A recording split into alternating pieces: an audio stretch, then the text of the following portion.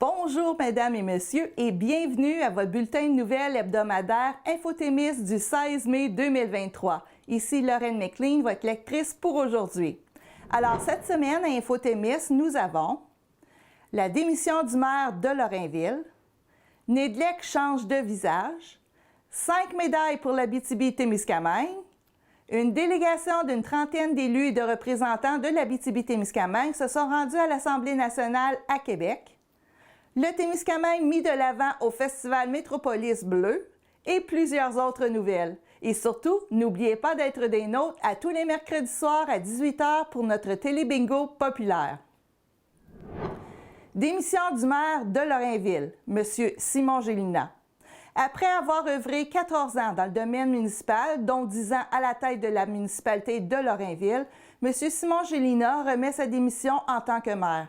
Ce dernier ayant effectué un changement de carrière dans la dernière année, ce qui laisse moins de temps à consacrer à la municipalité, est un des facteurs responsables dans la prise de décision. M. Gélina trouvait qu'il y était de plus en plus difficile de gérer la lourde tâche d'être un élu en plus de son nouveau travail et de sa famille. L'intimidation qu'il dit avoir subie de la part de certains citoyens a aussi joué dans sa décision de se retirer.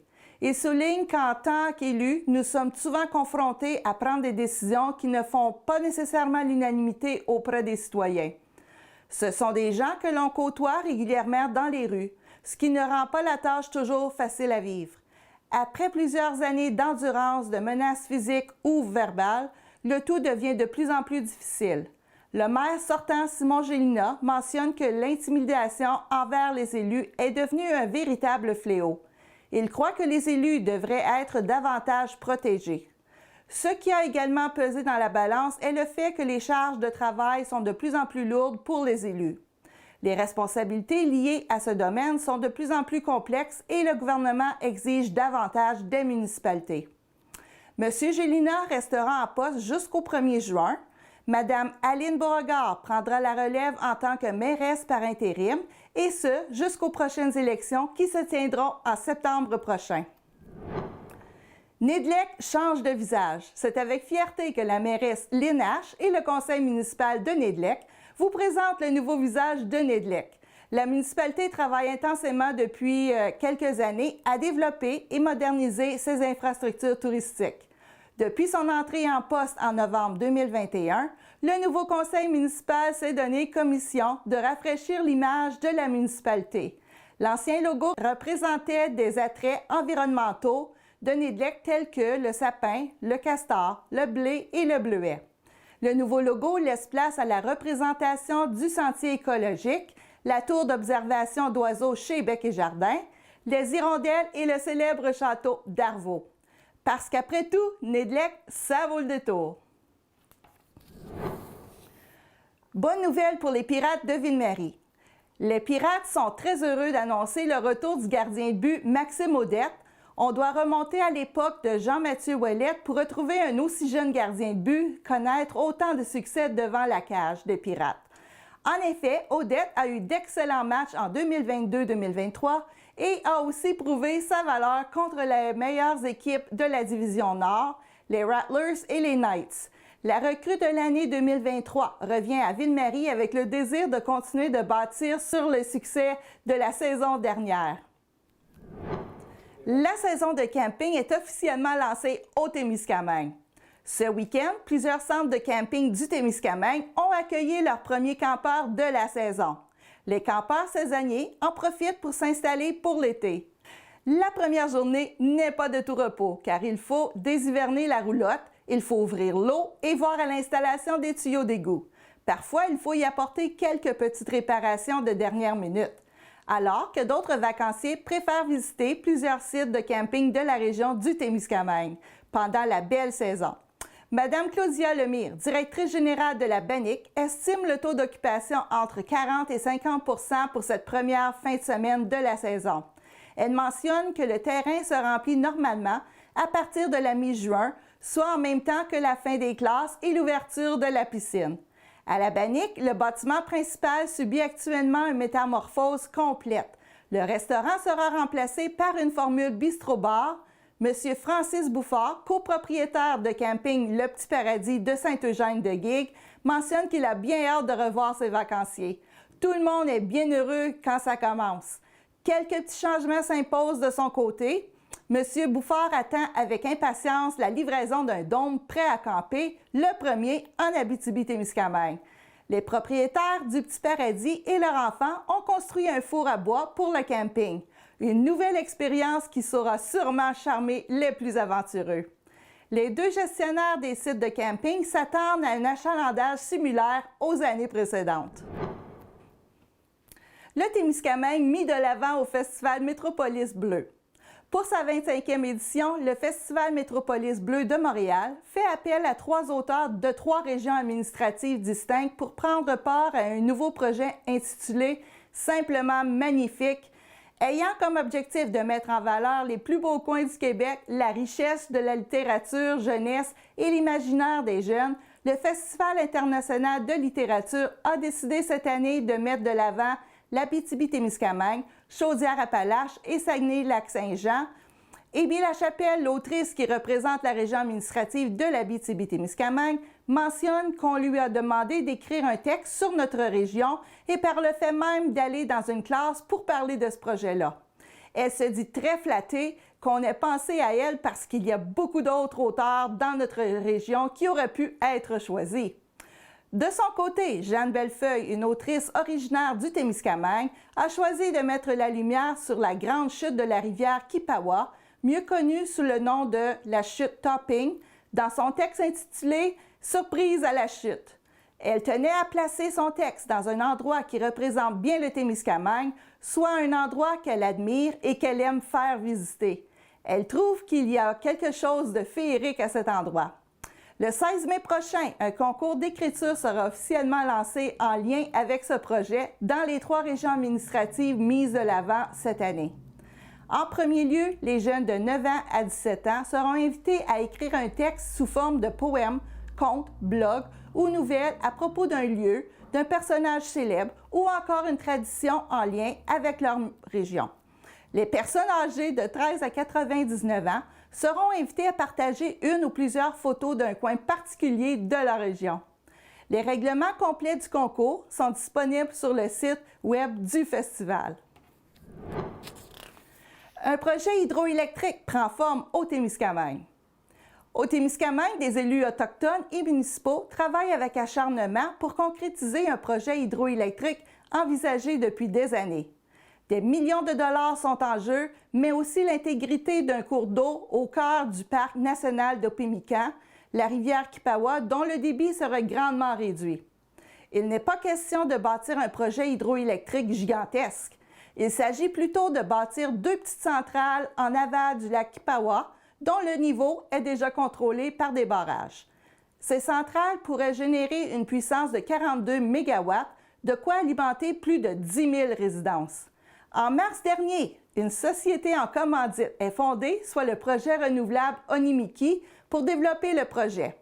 Madame Claire Bolduc, préfète de la MRC du Témiscamingue, fait valoir que le concept proposé n'implique aucun ennoiement de surface. Il utilise exclusivement l'eau du réservoir. Elle rappelle également que c'est un projet modeste et en phase avec notre milieu. Les barrages du lac Kipawa servent déjà à retenir les eaux de crue au printemps pour protéger Ottawa et Gatineau des inondations. Jusqu'à récemment, le contexte énergétique du Québec n'était pas favorable à la réalisation du projet sous sa forme actuelle. En juin dernier, plusieurs acteurs locaux, tels que l'organisme de bassin versant du Témiscamingue, ont signé une lettre ouverte appelant les promoteurs de reporter la soumission d'Onimiki à l'appel d'offres. Ils critiquaient le manque d'informations sur les possibles répercussions écologiques du projet. M. Yves Grafteux, directeur général de l'OBVT, indique qu'on ne sait pas encore quel est le débit nécessaire pour assurer les services écologiques de la rivière, comme l'hibernation des tortues et des amphibiens, de la reproduction des poissons, du cycle de vie des chiroptères, etc. M. Normand Young, maire de la municipalité de Kipawa, signale que le lac est plein de branchis et d'écorce. Et quand le début va augmenter dans cette rivière, je ne sais pas ce qui va en sortir en bas à Témiscamingue, dans la rivière des Outaouais. Le maire algonquin du village de 500 habitants veut plus d'informations avant de donner son soutien à la MRC. La préfète Bolduc confirme que pour obtenir certaines réponses, il faut construire un projet. Si les répercussions environnementales sont trop grandes, alors on n'ira pas de l'avant avec le projet, promet l'élu. Énergie renouvelable Onimiki s'acharne à trouver des firmes pour réaliser des études techniques, économiques et environnementales. Les 4 communautés pensent toucher de 2 à 4 millions de dollars par année si le projet se réalise. Les investissements initiaux seraient de l'ordre de 200 millions. Avant d'en arriver là, l'entreprise devra fournir une étude d'impact au ministère de l'Environnement du Québec. L'évaluation du projet sera ensuite prise en charge par le Bureau d'audience publique sur l'environnement, le BAP. Le dernier mot de l'autorisation appartiendra au gouvernement. M. David McLaren, porte-parole des promoteurs et par ailleurs directeur des services de santé de la communauté algonquine de Québec, déclare que bâtir un projet commun comme Onimiki est un outil incroyable pour favoriser la réconciliation avec les premiers peuples. Ça fait déjà plusieurs années qu'on le vit ici et ça fait du bien. Il déclare qu'on est une petite région, le Témiscamingue. Nous aussi, on a droit au développement. Une délégation d'une trentaine d'élus et de représentants de l'Abitibi-Témiscamingue se sont rendus à l'Assemblée nationale à Québec mardi passé. Les préfets des 5 MRC de la région, les maires des plus grandes villes de la région, les députés, les représentants de chambres de commerce et des établissements d'enseignement supérieur ont pris part à une série de rencontres avec des ministres ou des membres de leur cabinet pour faire connaître les enjeux prioritaires en Abitibi-Témiscamingue. Au cours de la journée, les sujets de la fiscalité municipale, des redevances sur les ressources naturelles, de la pénurie de main-d'œuvre et du manque de logement ont été abordés. M. Sébastien Dastou exprime le désir de faire front commun pour parler ensemble. La région est en fort développement. On a besoin de pouvoir ouvrir nos périmètres urbains pour accueillir des gens. On est en effervescence économique et ça touche les 5 territoires de la MRC. M. Dastou mentionne que c'est une journée qui va sûrement créer un éveil à Québec. De son côté, Mme Claire Bolduc, préfète de la MRC de Témiscamingue, évoque que la délégation régionale ne s'est pas rendue à Québec dans le but d'obtenir des engagements, mais plutôt pour que la région soit connue, pour que les gens entendent parler de nous. Mme Bolduc poursuit en disant que l'on veut que les ministres constatent c'est quoi nos différences et nos réalités. Le fait que beaucoup de réglementations sur l'habitation, sur l'aménagement du territoire, sur l'environnement, sur les milieux humides, que ce soit toujours contradictoire à nos réalités en région, se devait d'être mentionné. Ce premier contact mènera sûrement à une meilleure compréhension des enjeux de la région. 5 médailles pour l'Abitibi-Témiscamingue. Lors des 16e Olympiades des métiers et des technologies qui se sont tenues à Québec les 11 et 12 mai dernier, la délégation de l'Abitibi-Témiscamingue a remporté 5 médailles. Pendant ces 2 jours, les élèves en compétition ont eu à réaliser plusieurs épreuves en lien avec leur programme de formation professionnelle respectif. Édouard Côté-Cloutier, du Centre de formation professionnelle de Val-d'Or, s'est mérité une médaille d'argent en dessin industriel. De son côté, Annabelle Rémillard, du Centre Moffett de Ville-Marie, s'est vue décerner une médaille d'argent en secrétariat. Cédric Lantagne, du Centre Aricana, a reçu une médaille d'argent en technique d'usinage.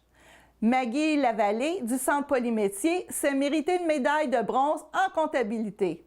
Kathleen Woodbury Saint-Laurent, du Centre de formation professionnelle Aricana, a reçu une médaille de bronze en usinage. M. Martin Audette, directeur du Centre de formation professionnelle Lac-Abitibi et responsable régional des Olympiades, tient à souligner les efforts des 19 élèves en compétition et déclare être très fier de voir des élèves de la région performer aux Olympiades québécoises. Les Olympiades québécoises sont organisées par Compétences Québec.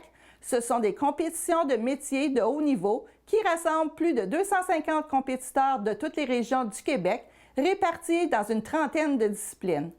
Nous profitons de l'occasion pour souhaiter la meilleure des chances à 2 élèves, soit Annabelle Rémillard du Centre Frère Moffett et Cédric Lantagne du Centre Aricana, qui se rendront à Winnipeg du 24 au 27 mai prochain afin de représenter la province aux Olympiades canadiennes des métiers et des technologies.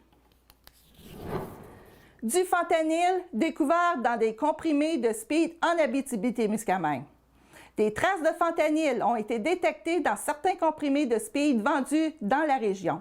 La santé publique régionale a fait parvenir des mises en garde aux consommateurs de drogue de rue dans les derniers jours pour éviter les surdoses. Dr Simon Vergniaud, spécialiste en santé publique et médecine préventive, confirme que n'importe quel comprimé de speed, à notre connaissance, pourrait contenir du fentanyl. Les travailleurs de rue et les organismes communautaires ont reçu des bandelettes multitests à distribuer aux consommateurs de drogue de rue pour détecter la présence de fentanyl ou autres substances dans les drogues telles que l'opioïde, la méthamphétamine, la benzodiazépine. Dans le but de prévenir des surdoses, les professionnels de santé rappellent aux toxicomanes de ne pas consommer seuls. Dr Simon Vergniaud rappelle l'importance d'appeler le 911 en cas de symptômes de surdose, comme la difficulté à respirer. Portrait positif de la présence des tiques dans la région.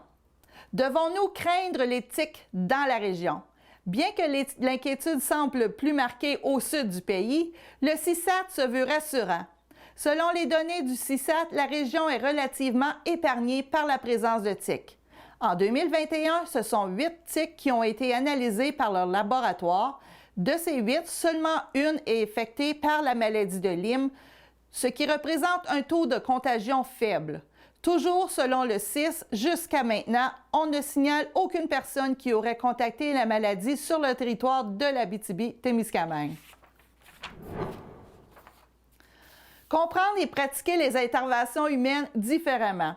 Mercredi dernier, les 7 centres de prévention du suicide de l'Abitibi-Témiscamingue, avec l'organisme Besoin d'aide, tenaient leur journée éducative en prévention du suicide annuelle qui s'est tenue au centre de congrès de Rouyn-Noranda. Le thème de cette année est l'adaptation des interventions aux demandes d'aide des hommes. Ce thème est basé sur le fait qu'en 2021, selon l'Institut national de santé publique du Québec, la clientèle masculine représentait encore 77 % des suicides dans la province. Jérémy Lapierre, formateur et consultant de Psychom, était présent pour aborder plusieurs sujets. Annabelle Landry-Jeunesse, directrice générale du Centre de prévention du suicide du Témiscamingue, explique qu'en plus de l'apprentissage de nouvelles techniques pertinentes à son travail, telles que l'importance de bien écouter, d'apprendre à ralentir, à prendre le temps, à respecter les moments de parole de chacun afin de mieux répondre aux besoins de la personne en face de soi. Ce qui fut également intéressant sont les mises en situation avant et après, avec toutes les données et informations qu'il nous a transmises pour finalement se rendre compte qu'il y a des moments qu'on écoute moins que ce qu'on devrait, qu'on se prépare à répondre ce qu'on a envie de répondre, alors qu'on ne sait pas ce qui va nous être demandé. Les organisateurs ont pris le temps de présenter la campagne attends-pas.ca, une initiative du comité de détresse chez les hommes de la MRC Abitibi. La directrice générale parle de la campagne « N'attends pas d'en avoir plein ton casse ». C'est une campagne pour la santé psychologique et la détresse psychologique chez les hommes qui va être disponible partout sur le territoire et qui s'adresse surtout au milieu de travail des gens qui sont majoritairement masculins. On va aller expliquer ce qu'est la détresse, comment les hommes réagissent, quelles sont les ressources d'aide et comment on peut les aider. En fin de journée, les organisateurs en ont profité pour dévoiler le nouveau site Internet préventionsuicide.ca. Ce dernier regroupe certaines informations sur les centres de prévention du suicide où il est possible de trouver l'ensemble des coordonnées des 7 centres de la région. Toute l'information se retrouve au même endroit. C'est un outil qui s'avère fort intéressant. Alors voilà, c'est ainsi que se termine notre bulletin de nouvelles pour cette semaine. J'espère que ça vous a plu. TV Témis est toujours à la recherche d'un journaliste pour compléter son équipe. Si vous croyez avoir les compétences pour ce poste, n'hésitez pas à nous faire parvenir votre CV à direction@commercialtemis.tv. Pour plus d'informations, contactez-nous au 819-723-2814.